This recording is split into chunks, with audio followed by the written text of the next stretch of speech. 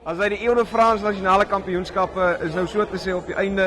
Hier agter my staan die groot ooi kampioen en reserve kampioen. Dis 'n voorreg om 'n bietjie met hulle te gesels. Kom ons gaan hoor 'n bietjie wat het hulle te sê oor die wen. As hy manne, weer eens baie geluk. Dis 'n ongelooflike voorreg om met julle te kan gesels en om 'n bietjie te hoor. Ek het vir julle een vraagie. Hierdie week, hierdie wen, Johnny. Wat beteken dit vir jou in die toekoms in? Ja, ek dink 'n groot deel gaan oor bemarking ook. Ek dink as jy dit kan bereik en die mense daar buite kan sien wat se diere jy het, dink ek het baie met jou bemarking. Ek meen dit is nou nie asof jy oralste jou bemarking. Ek dink dis die beste vorm van bemarking vir jou stoet is deur 'n skou en weer terug te kom om jou diere teen ander te meet en dan ja, daardeur kry jy weer goeie bemarking. So ja, dit beteken baie vir my vir die pad vorentoe. Ek dink definitief 'n bemarkingskooppunt definitief ja. As hy Howard ons reserve kampioen, verduidelik vir my 'n bietjie, wat beteken dit vir jou?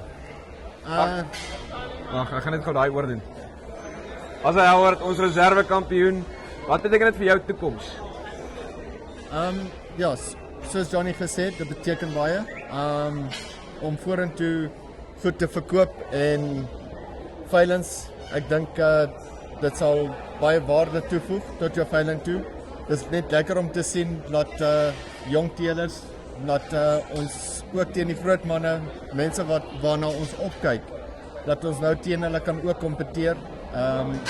Dat mense kan ook na die kleiner ouens ook begin kyk om ramme te koop om vorentoe te gaan.